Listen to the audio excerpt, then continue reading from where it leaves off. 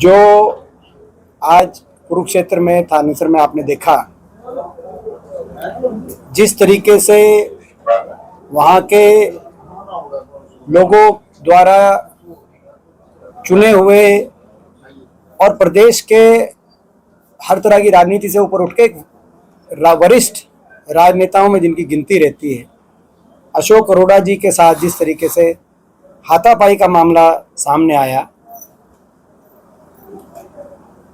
वो निंदनीय है, वो अस्वीकार्य है, पूरी तरीके से लोकतंत्र पे हमला है। वो अशोक अरोड़ा जी पे हमला नहीं है या प्रदेश के विपक्ष पे हमला नहीं है, वो लोकतंत्र पे हमला है। उनका एक संवैधानिक अधिकार है उस बैठक में बैठने का, निगम की बैठक में, नगर परिषद की बैठक में बैठने का उनका संवैधानिक अधिकार है। और उस बैठक में बैठना केवल जो मैंडेटेड जो पार्षद हैं या जो नॉमिनीज हैं वो बैठ सकते हैं, मगर वहाँ देखा गया कि भाजपा के एक स्थानीय लीडर के शय पर बहुत से कार्यकर्ता घुसे और मीटिंग की कार्रवाई के बीच में जिन्होंने विघ्न पैदा किया। और यहाँ तक भी परिस्थिति आई कि हाथापाई पे भी जो मौजूदा विधायक हैं उन पे इस तरीके से हमला किया, जो कि प्रजातंत्र में ये गुंडागर्दी इसको कहेंगे। भाजपा घमंड में इतना चूर है कि अब गुंडागर्दी पे उतर आई है भाजपा, मगर ये गुंडागर्दी के माध्यम से अगर भाजपा सोचती है कि प्रदेश में विपक्ष की आवाज को दबाया जा सकता है या प्रजातंत्र का गला घोटा जा सकता है, तो गलतफहमी में है। हमें लड़ाई लड़नी आती है, हम सड़क से लेकर और सदन तक लड़ाई लड़ेंगे और भाजपा की गुंडागर्दी प्रदेश में बर्दाश्त नहीं की जाएगी। दूसरा, जो उस समय, क्योंकि उस समय जो आपने प्रश्न पूछा था, जो रोहतक में जो हुआ दिशा मीटिंग में, आप सब स्वयं जानते हैं कि पिछले 2 दशक से एक सांसद के रूप में मुझे भी अवसर मिला। रोहतक लोकसभा क्षेत्र वासियों ने और बीच में राज्यसभा के माध्यम से प्रदेश वासियों ने भी अवसर दिया जनप्रतिनिधि के रूप में, मगर ऐसा पहली बार मैंने देखा कि जब हम पहुंचे उस बैठक में तो सारे विधायक, तीनों हमारे विधायक और गढ़ी सांपला विधायक जो कॉन्स्टिट्यूएंसी के वहाँ के जो हमारे आदरणीय विधायक हैं, उनके जनप्रतिनिधि और बतौर अध्यक्ष जब हम लोग पहुँचे तो वहाँ कोई भी अधिकारी और जिले के डिप्टी कमिश्नर साहब को वहाँ पे प्रेजेंट होना चाहिए था, लेकिन कोई नहीं था प्रेजेंट। ये कोई व्यक्तिगत विषय नहीं, मैं आपके माध्यम से क्लियर करना चाहता हूँ। व्यक्तिगत कोई ना विषय है, क्योंकि मैं दिशा मीटिंग का अध्यक्ष, जिले की निगरानी, जिले की जो मॉनिटरिंग कमेटी बनी हुई है भारत सरकार के नियमावली के अनुसार, उसका मैं अध्यक्ष व्यक्तिगत रूप से नहीं बना हुआ, कोई व्यक्तिगत आदमी नहीं बनता। ये रोहतक लोकसभा क्षेत्र के 19 लाख मतदाताओं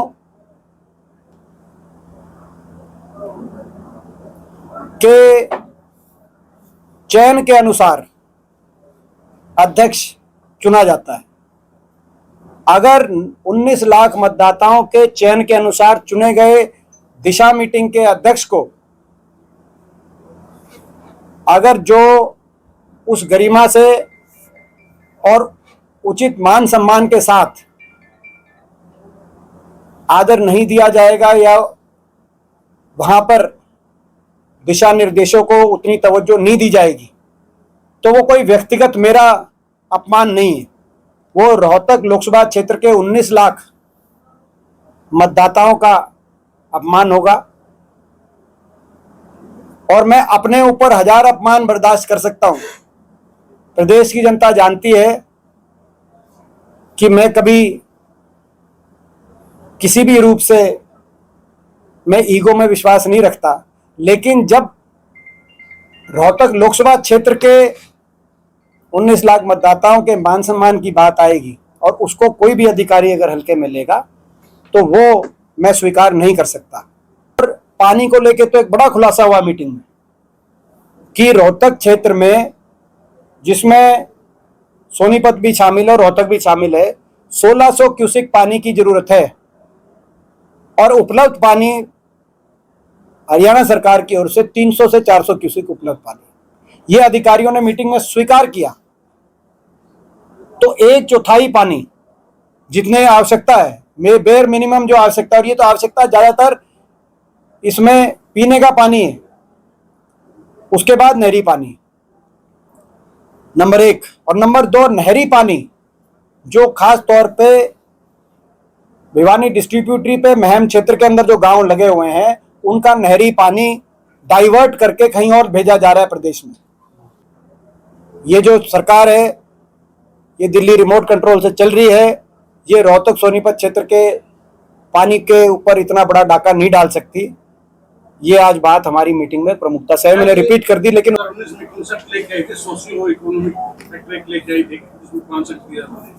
हाईकोर्ट का कल डिसीजन आया है, उसको कहा कि ये गलत था, दोबारा से रिव्यू होगा, दोबारा से मेरिट लिस्ट पर नहीं, दोबारा से बेरोजगार हो जाएंगे। ये हरियाणा सरकार में आपको पता है कि एक चक्रव्यूह में युवाओं को फंसाया गया है। ये सीईटी का और ये सोशल इकोनॉमिक मार्क्स का ग्रुप सी और डी का चक्रव्यूह। पहले ग्रुप डी निकाल दो, चुनाव के नजदीक वो जो आ जाएं, लोग कहोगे चुनाव में वोट दो ना तो ज्वाइनिंग रुके, और जब उनको लग जाए फिर ग्रुप सी निकाल दो, वही ग्रुप सी में सेलेक्ट, फिर ग्रुप डी खाली, फिर ग्रुप डी निकाल दो और फिर अपना कोर्ट से अपना कैंसिल करा के दोबारा से वो चक्कर में फंसाओ। और ग्रुप 1 और 2 में, यानी कि जो बड़े पद हैं, उनमें 75% हरियाणा के बाहर के युवाओं को लगाओ। यहां भी हरियाणा के हकों को की रक्षा सरकार नहीं कर पा रही। बड़े पदों पे ग्रुप 1 और 2 पे 75% हरियाणा से बाहर के युवाओं को लगाने वाली ये सरकार, यहां तक कि एचपीएससी का चेयरमैन भी हरियाणा से बाहर से लगाने वाली ये सरकार। 4 लाख वो भी हाँ, ये तो मैंने आज ट्वीट कराई था, आपने देखा था। ये सीएम साहब को खून से बच्चों ने लेटर्स लिखी है, क्योंकि वही मैं क्या, उस चक्रव्यूह, ये हरियाणा पुलिस की केले भी रोको को लोग बच्चों को उसी भ्रमजाल, उस चक्रव्यूह में फंसाया कि भाई सरकार बनेगी तो ज्वाइनिंग कराएंगे। हरियाणा पुलिस की 5,500 वाली भर्ती को और सीट जो है अपना क्लरिकल में वेटिंग लिस्ट को ये कहा गया कि सरकार बनते ही ज्वाइन कराएंगे, लेकिन ज्वाइनिंग भूल गए। जैसे 2100 रुपए महिलाओं के भूल गए, तो ज्वाइनिंग भूल गए उन बच्चों की, और अब बच्चे खून से लेटर लिख रहे हैं। ये नमूना इस सरकार की रोजगार नीति का नमूना आपके सामने है। महिपाल सिंह नाडा ने कहा कि कांग्रेस के नेता सर्वदलीय बैठक में मौजूद थे, फिर भी ऑपरेशन सिंदूर पर सवाल उठा रहे, यहाँ तक कि कांग्रेस नेताओं को मंदबुद्धि दी। तो सवाल वो उठा रहे हैं कि कौन उठा रहे हैं? अब कांग्रेस पार्टी ने पूरा समर्थन ऑपरेशन सिंदूर के समय भारत सरकार को और हमारी सेनाओं को, सशस्त्र बलों को पूरा समर्थन दिया है। आज भी हम अपने सशस्त्र बलों के साथ खड़े हैं और हम सरकार से मांग करते हैं इस विषय में कि सरकार तुरंत एक संसद का सत्र बुलाए, विशेष सत्र के माध्यम से, ताकि हम अपने सशस्त्र बलों को एक स्वर से, एकजुटता से धन्यवाद प्रस्ताव पारित कर सकें। और साथ में सरकार बिंदुवार समझाए कि पहलगाम हमले से लेकर और ऑपरेशन सिंदूर तक और अमेरिका और ट्रंप द्वारा घोषित सीज फायर तक, ये जो सारे मामले आई दुनिया के सामने, ये मामला क्यों आया। और दूसरा, ये भी इसमें प्रश्न की बात नहीं है, जो ट्रंप हर रोज बोल रहे हैं, सुबह और शाम 3 बार रिपीट कर रहे हैं, तो ये इस पे भारत सरकार खंडन करे। भारत सरकारों को ट्रंप को बोलते हुए भी 10 दिन हो गए। भारत सरकार पूरी तरीके से खंडन करे। ट्रंप बोल रहे हैं, प्रधानमंत्री जी स्वयं खंडन करें,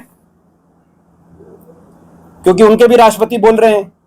प्रधानमंत्री जी बोले हम उनका साथ दे देंगे, मगर खंडन करना जरूरी है। जब वो बोल रहे हैं सुबह शाम 3 बार, तो इसमें कहीं ना कहीं देश की गरिमा से जुड़े हुए प्रश्न है।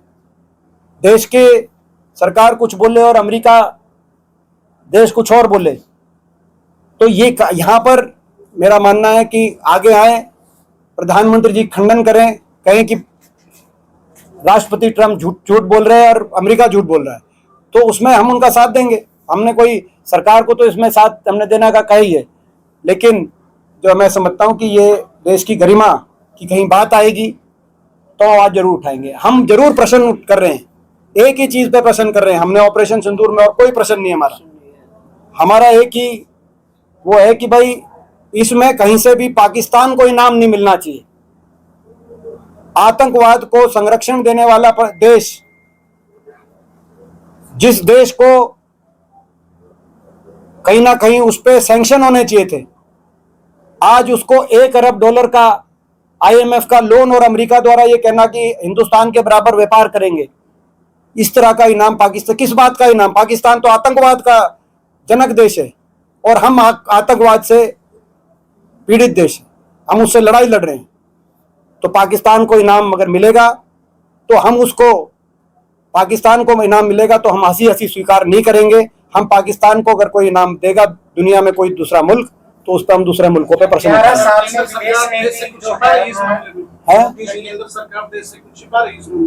ये तो हमने तो अपनी बात कह दी जो कहनी थी।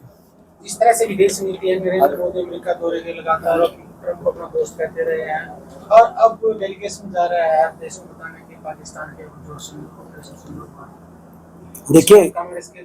देखिए मैंने कहा कि विदेश की धरती पर जो भी उस जनप्रतिनिधिमंडल में गए हैं मेरे सांसद साथी, सभी एकजुटता से हिंदुस्तान का पक्ष रखेंगे, पाकिस्तान का सत्य दुनिया के सामने उजागर करेंगे।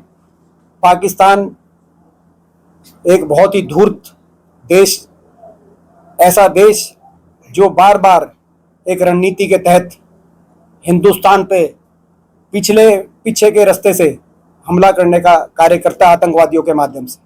उनका सच दुनिया के सामने लाने में जो विदेशी धरती पे जो सांसद जाएंगे वो एकजुटता से भारत का पक्ष रखेंगे।